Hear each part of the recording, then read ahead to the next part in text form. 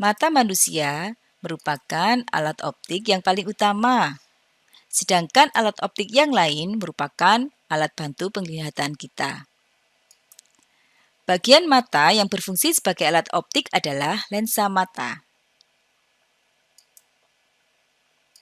Bagian-bagian mata manusia. Yang pertama adalah kornea. Kornea berfungsi untuk melindungi bagian sensitif yang berada di belakangnya dan juga berfungsi untuk meneruskan cahaya yang masuk ke mata. Kemudian, pupil. Pupil berfungsi mengatur jumlah cahaya yang masuk ke mata. Pupil bisa membesar dan bisa mengecil. Pada saat cahaya sangat terang, maka pupil akan mengecil. Sedangkan pada saat cahaya meredup, pupil akan membesar. Membesar dan mengecilnya pupil ini terjadi dengan adanya relaksasi dan kontraksi dari iris, di mana iris posisinya melingkar. Selain itu, iris juga berfungsi memberi warna pada mata. Kemudian, lensa mata. Lensa mata ini berfungsi untuk mengatur pembiasan cahaya dan pembentukan bayangan di retina. Sedangkan retina sendiri di sini berfungsi sebagai layar, tempat terbentuknya bayangan. Setelah mengetahui bagian-bagian mata dan fungsinya, bagaimana cara kerja mata hingga kita bisa melihat suatu benda? Nah, proses melihat dimulai dari cahaya yang dipantulkan benda ditangkap oleh mata, menembus kornea, aqueous humor, dan diteruskan ke pupil untuk diatur intensitas cahayanya. Cahaya kemudian diteruskan dan menembus lensa mata. Pada lensa mata terdapat daya akomodasi yang mengatur agar cahaya jatuh tepat di bintik kuning retina. Apabila rangsangan saraf sudah mengenai fotoreseptor, maka impuls sensorik akan menuju ganglia yang terdapat pada retina bagian depan. Kemudian, impuls sensorik meneruskannya ke serabut-serabut saraf yang jumlahnya sangat banyak dan akhirnya sampai ke saraf optik hingga diteruskan ke otak untuk diproses menjadi respon. Cahaya dari sebuah benda yang masuk ke dalam mata membentuk bayangan nyata, terbalik, dan diperkecil pada retina. Alat optik kedua yaitu kamera. Kamera merupakan alat optik yang fungsi dan cara kerjanya hampir sama dengan mata. Kamera DSLR atau Digital Single Lens Reflex yang biasa kita lihat memiliki struktur kompleks yang fungsinya hampir sama dengan mata. Jadi beginilah persamaan prinsip kerja pada kamera dan mata. Sama-sama menggunakan lensa cembung untuk memfokuskan bayangan agar jatuh tepat di film pada kamera dan retina pada mata.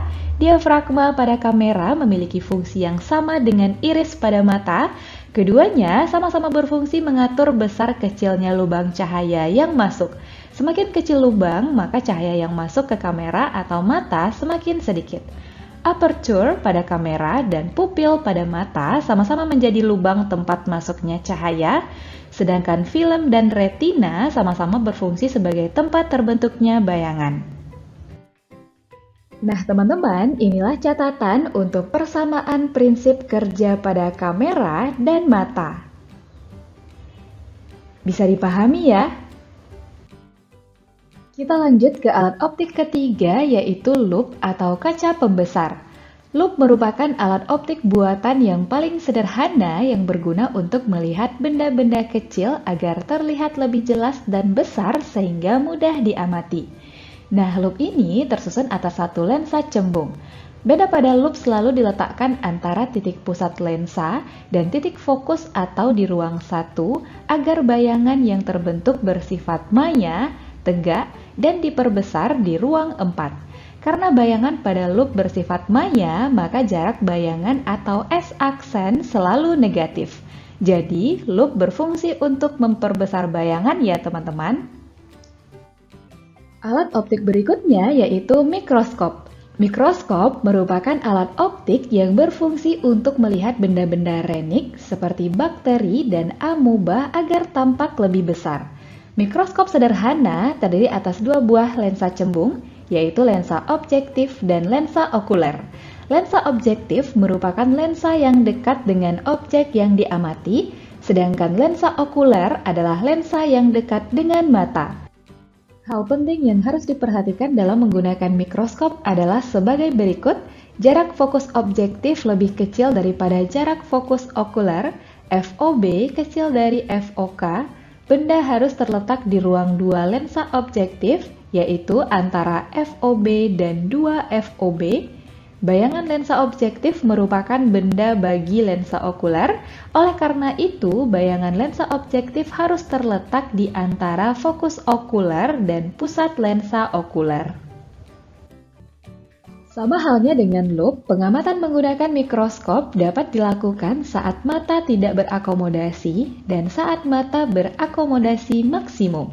Jika mata tidak berakomodasi, maka bayangan yang dibentuk oleh lensa objektif tepat berada di titik fokus lensa okuler, sehingga bayangan akhir yang dibentuk lensa okuler berada di jauh tak hingga. Sedangkan jika mata berakomodasi maksimum, bayangan yang dibentuk oleh lensa objektif harus terletak di ruang satu lensa okuler, sehingga bayangan akhir yang dibentuk lensa okuler tepat pada titik dekat mata pengamat. Dan alat optik terakhir adalah teropong. Teropong merupakan alat optik yang digunakan untuk mengamati benda yang letaknya jauh agar terlihat lebih dekat dan jelas. Pertama, teropong bintang atau teleskop. Teleskop berguna untuk melihat benda-benda di luar angkasa.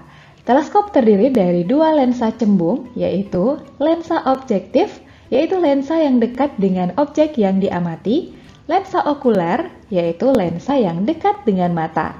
Di antara lensa objektif dan lensa okuler terdapat lensa pembidik. Kita bisa mengamati jalannya sinar pada teleskop saat mata tidak berakomodasi atau dalam keadaan mata santai.